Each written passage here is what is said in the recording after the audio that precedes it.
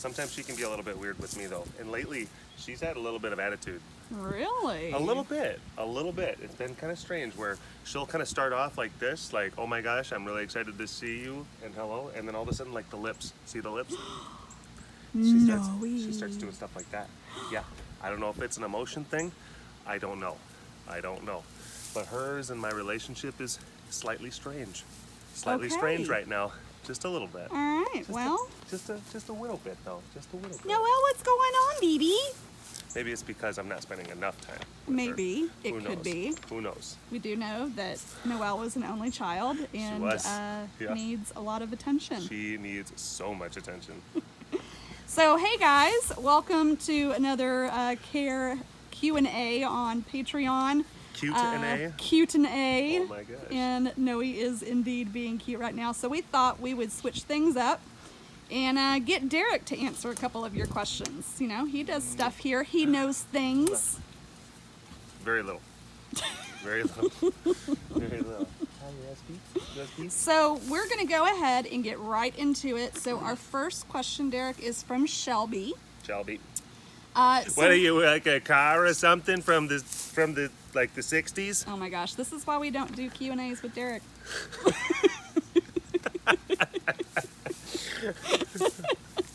So Shelby has a question. Her question is, why weren't the boys, Raleigh and Zubiri and Jelani, left with Noelle when they were born? Very good question, Shelby. Well, the answer for that is pretty simple. Noe was an incredibly dedicated, very, very good mom. And she wouldn't leave those boys for nothing. She was extremely protective. She was very matronly. She was nursing and taking care of them and making sure that they were safe and getting filled with all sorts of milk and nutrients and stuff like that. But she wasn't taking care of herself. She wasn't getting up to eat food. She wasn't getting up to drink water. And it was in the middle of June. And it was actually a very unseasonably warm June. We were getting up into the hundreds when we had these 3 little newborn cubs born, and young mom.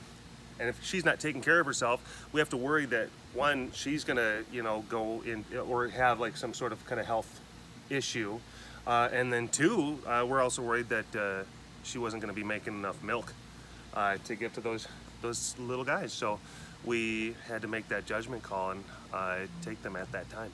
Yeah, and it was awful. It was heartbreaking. It was, and she was very sad, and she looked for them. She searched for them for a few days, and then she stopped. Because out in the wild, I mean, that's what they would do. If a mom went out to go hunting, had to leave her babies, and that stuff happens, predators can come, snatch up some of those cubs. Yes, she's going to try to look for them for a period of time, but instinctually she knows that she has to move on and just carry on with her life. So that is a thing that she ultimately did. So yeah. All right. Thanks. Thank you, Noelle. Don't get the scrunchy face. Mm-hmm. Don't get a scrunchy face. Yes.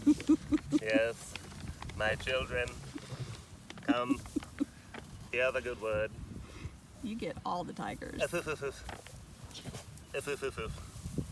So we are here with Derek again and with the brothers, JP, Jakey, and Luca, and we're going to ask another question.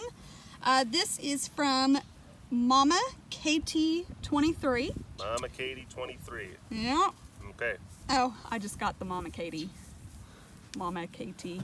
Mama Katie. I'm kind of slow sometimes. That's okay. Don't worry about it. So anyway, she asks, are there insider tips and tricks for using a tiger's face markings to remember them?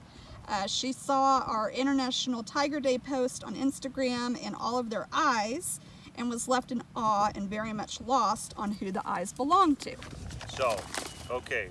And I do like how she phrased the question. Are there some inside tips and tricks? Like, oh my gosh, can you give us the scoop? Can you let us know some of the secrets of the biz? And it's like, there's not. Hi, bud. I mean, we got Luca right here, and I was able to tell that right away because he's got this kind of splotchy thing over his left eye. Luca! Luca, over here. And he's the only one out of this group that's got that kind of splotchy kind of thing.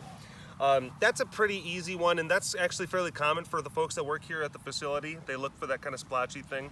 But I guess one thing that I would say is that every person's unique little standard for how they look at the tigers and tell them apart via their stripes, it's going to be different for each person. Like my set of standards for these three boys are going to be different than Jamie's standards, and it's going to be different than Heidi's standards. There's times where I've had conversations with Heidi where I'm saying, oh, okay, well, yeah, Jake is over here and he's got these stripes and everything. He does kind of this, and then she's just like, whoa, no, I use this pattern of stripes, and I look at his shoulder and I do so it's like completely different for every single person.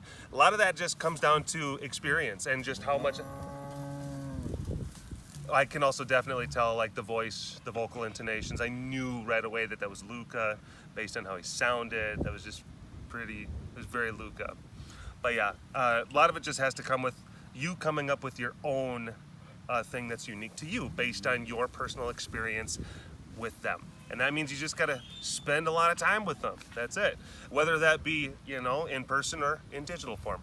I know, Luca, I know. Hi, bud. He's giving me the look. I know you want to eat Jamie, don't you? You just want to eat her up. Why? So bad. What did she do? Did she pinch you? I did not pinch him. You pinched him. No, He I says didn't. you pinched him. I didn't pinch him. Yep. He says, yep, she pinched me. And she called me ugly. I mean, I may have said that JP is the better looking brother, but